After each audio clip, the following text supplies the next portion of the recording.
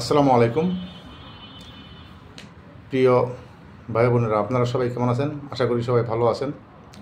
তো আমি একটু কথা বলতে চাই।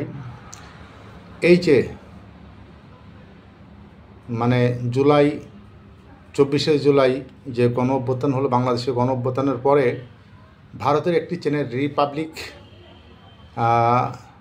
রি বাংলা পাবলিক না কি যেন একটা নাম, ময়ূক রঞ্জন ঘোষ, আরও একটা দুইটা চ্যানেল আছে, তারা বাংলাদেশের বিরুদ্ধে যেভাবে অপপ্রচার চালাচ্ছে, মানে চালিয়ে চালিয়ে শেষ করে দিছে। এই দেশ নাকি পাকিস্তান নিয়ে গেছে, জঙ্গি হবে, এটা সেটা, নির্বাচন হবে না। তা আমাদের 12 তারিখে নির্বাচন তফসিল ঘোষণা করেছে বাংলাদেশের নির্বাচন কমিশনার। আর আমাদের যে তত্ত্বাবধায়ক সরকারের উপদেষ্টা, প্রধান উপদেষ্টা জনাব ডক্টর মোহাম্মদ ইউনুস স্যার, উনিও বলছে যে যে যে কথাই বলুক না কেন, যে ফেব্রুয়ারি 12 তারিখে নির্বাচন হতেই হবে, কেউ বাধা দিতে পারবে না। এবং অন্যান্য সকল রাজনৈতিক দল তারাও বলছে যে নির্বাচন হবে। যারা কিছু কুচক্র থাকতে পারে, কিছু কিছু ছোটোখাটো দল, সেগুলো গোনার বাইরে, সেগুলোর মধ্যে কোনো গোনাই ধরি না আমি, তারাই কিছু বলছে যে এটা চাই সেটা চাই, নালে নির্বাচন হবে না। আর জাতীয় পার্টি, সে তো হলো একটা নিমক হারাম জাতীয় পার্টি। সেই জাতীয় পার্টি সেই আওয়ামী লীগের সময়, তাদের কাজ, আওয়ামী লীগের সময় আওয়ামী লীগকে সঙ্গ দিয়ে তারা এই 15-16 বছর 17 বছর এই দেশটাকে রসাতলে নিয়ে গেছে। এখন একটা মানুষ, কি বলবো, আমি এইদিকে যাইতে চাই না। যাই হোক, তো এই ময়ূক রঞ্জন ঘোষ বাংলাদেশের বিরুদ্ধে যেরকমভাবে মিথ্যাচার অপপ্রচার চালিয়েছে, তো অনেক কিছু হবে বাংলাদেশে। আলহামদুলিল্লাহ, আল্লাহর রহমতে বাংলাদেশে কোনো কিছু হয় নাই। আল্লাহ আছে উপরে, আল্লাহর রহমতে বাংলাদেশে কোনো কিছু হয় নাই, আর হবেও না ইনশাল্লাহ। তো ময়ূক রঞ্জন ঘোষের মানে তার যে কথাবার্তা, মানে এমন কথাবার্তা আমি অনেক দিন থেকে দেখি, কিন্তু কোনো দিন মুখ খুলি না, আজকে মুখ খুলতে বাধ্য হলাম। সেই ময়ূক রঞ্জন ঘোষ একমাত্র মুসলিম এবং হিন্দুদের মধ্যে যদি এক নম্বর দাঙ্গা লাগানোর মানে একজনই ব্যক্তি, সে ময়ূক রঞ্জন দাস, ময়ূক রঞ্জন ঘোষ।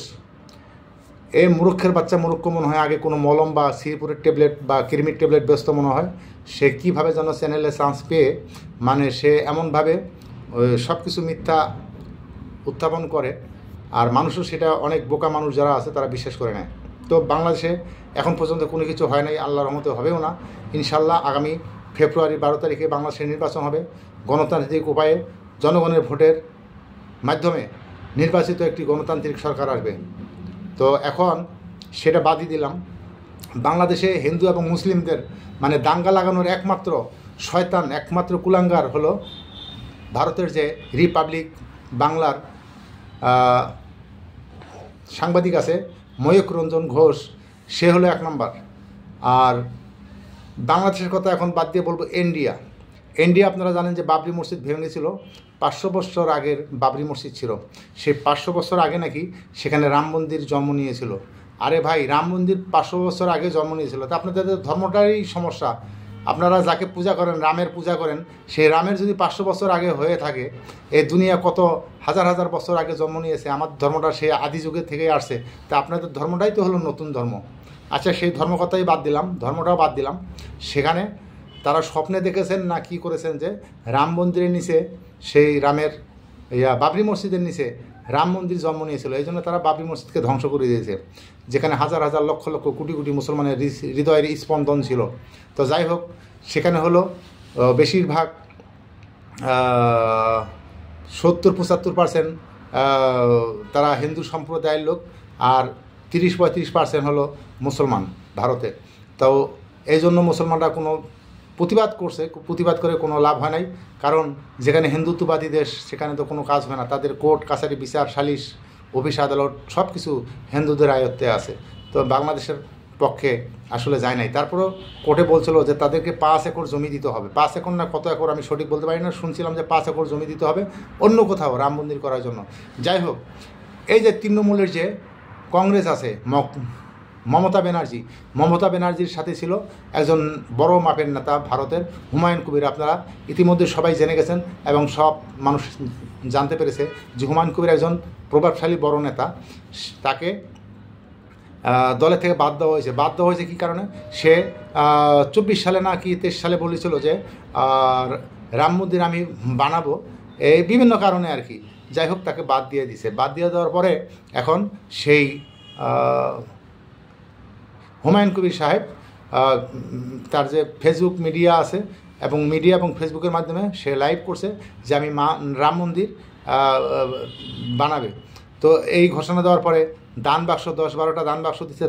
দান বাক্সের মধ্যে হাজার হাজার লক্ষ লক্ষ টাকা আসছে, সৌদি আরব থেকে বিভিন্ন রাষ্ট্র থেকে টাকা আসছে, ইভেন কি বাংলাদেশেও টাকা, বাংলাদেশ থেকেও টাকা আসছে, পাকিস্তান থেকে, বিভিন্ন মালয়েশিয়া থেকে, বিভিন্ন জায়গা থেকে টাকা গেছে। এখন রাম মন্দির বানানোর জন্য তারা সব কিছু রেডি করেছে। হাজার হাজার লক্ষ লক্ষ হাজার ইট চলে আসছে, রাম মন্দির হয়ে 2টা রাম মন্দির হবে, এত পরিমাণ ইট চলে আসছে এবং মানুষের টাকা সাহায্য সহযোগিতা চলে আসে। এখন ওদের আর চোখে সহ্য হচ্ছে না, তারা এখন ভারতের হিন্দু এবং মুসলিমদের মধ্যে কীভাবে দাঙ্গা লাগাবে তারা সেই চেষ্টাটাই করতেছে। আমি কয়েকদিন থেকে দেখতেছি খবর দেখে আমার মানে চোখ কান ঝালাফালা হয়ে গেছে। সেই ময়ূখ রঞ্জন দাস সেই হুমায়ুন কবিরকে সেই রিপাবলিক টিভি চ্যানেলের স্টুডিওতে নিয়ে সেখানে কিছু তাদের যে সঙ্গভঙ্গ আছে সেই রিপাবলিক স্টুডিওর যে বিভিন্ন রকমের সাংবাদিকরা আছে, অনেকগুলি সাংবাদিক দেখলাম যে হুমায়ুন কবিরকে বিভিন্ন রকম প্রশ্ন করে তাকে বিপদে ফেলানোর জন্য চেষ্টা করেছিল। তা আল্লাহর রহমতে সে হুমায়ুন কবির সাহেব খুব সুন্দরভাবে সবগুলি প্রশ্নের উত্তর দিয়েছে, জবাব দিয়েছে। কিন্তু তাকে খালি চাচ্ছে সাংবাদিকরা যে কীভাবে তাকে মানে আটকানো যায়, কীভাবে আটকানো যায়। কিন্তু হুমায়ুন কবির আল্লাহর রহমতে সে আল্লাহর উপরে বিশ্বাস করে যে কাজে হাত দিয়েছে, বাবরি মসজিদ করবে, সে বাবরি মসজিদের করবে, অনেক হাজার হাজার লক্ষ লক্ষ মানুষ সেই বাবরি মসজিদ করার জন্য সহযোগিতা করতেছে, সবাই হাত তুলে দোয়া করতেছে যে এই বাবরি মসজিদটা যেন হয়। আল্লাহ তার উপরে সহায় আছে। এই জন্য তারা যতই কিছু করুক না কেন, সেই সাংবাদিকরা ময়ূখ রঞ্জন ঘোষের যে দলপল চেলাবেলা আছে তারা হুমায়ুন কবিরকে কিছু করতে পারবে না ইনশাল্লাহ। মানুষের সহযোগিতায় আল্লাহর রহমতে সেই রাম মন্দির হয়ে যাবে। কিন্তু এখন কিছুক্ষণ আগে আমি দেখলাম সে রিপাবলিকে আবার করতেছে, বিভিন্ন রকম প্রশ্ন করতেছে, মানে জটিল জটিল প্রশ্ন করতেছে। সে নাকি কবে হিন্দুদেরকে কেটে ভাসিয়ে দিবে। পরে সেই ভিডিওটা আবার রিপ্লাই করে দেখানো হলো যে না, কেটে ভেসে দিবে বলছে, কেটে ভেসে দিবে এইভাবে বলে নাই, অন্যভাবে বলছে। মানে কি যে একটা অবস্থা ভাই। এই ভারতের রিপাবলিক এই ময়ূখ রঞ্জন ঘোষ এই সাংবাদিক কীভাবে এই চ্যানেলে চান্স পেল? এই সাংবাদিকটা হলো সবচেয়ে দুষ্ট এবং বদমেজাজি, তার কথার ভাষা মানে অন্যরকম। আমি আরেকদিন তার টক শোতে দেখেছিলাম, বর্তমান যে বাংলাদেশের উপদেষ্টা ডক্টর মোহাম্মদ ইউনুস, সেই ইউনুসের যে পিএস আছে, পিএসের নাম কি জানো, সেলিম মনে হয়, সেলিম না কি যেন নাম, তাকে একদিন টক শোতে নিয়েছিল। তাকে মানে এমনভাবে প্রশ্ন করে যাতে সে আটকে যায়। কিন্তু সেলিম ভাই দেখলাম যে না, সে অনেক অভিজ্ঞ লোক, সে সুন্দর সুন্দর করে প্রশ্নের উত্তর দিয়েছে। তো এই হিন্দু মুসলিম দাঙ্গা লাগানোর জন্য এই যে 2-3টা চ্যানেল, তার চেয়ে বড় চ্যানেলটা হলো রিপাবলিক। আর এর বড় মানে শয়তান, আমি বলবো শয়তান, দুষ্ট শয়তান বদমাইশ এই ময়ূখ রঞ্জন ঘোষ। এই বিভিন্ন রকম মানে টক্কর লাগানোর জন্য হিন্দু এবং মুসলিমদের মধ্যে বিবাদ দাঙ্গা টক্কর লাগানোর জন্য বিভিন্ন রকম খবর, মিথ্যা খবর, মিথ্যা চ্যানেলে বিভিন্ন রকম মিথ্যা কিছু প্রচার করে আসছে। তো আপনারা সবাই ময়ূখ রঞ্জন ঘোষ একে অবাঞ্ছিত ঘোষণা করুন, রিপাবলিক বাংলাকে অবাঞ্ছিত ঘোষণা করুন। আমি আর বেশি কিছু বলতে চাই না, আমি পরবর্তীতে আরও ভিডিও নিয়ে আসবো। তো ভিডিওটা লম্বা হয়ে গেছে, আপনারা সবাই আমার চ্যানেলটাকে সাবস্ক্রাইব করবেন এবং সবাই পাশে থাকবেন। আমি ময়ূখ রঞ্জন ঘোষের বিরুদ্ধে আরও অনেক ভিডিও নিয়ে আসবো ইনশাল্লাহ। সবাই ভালো থাকবেন। আসসালামু আলাইকুম।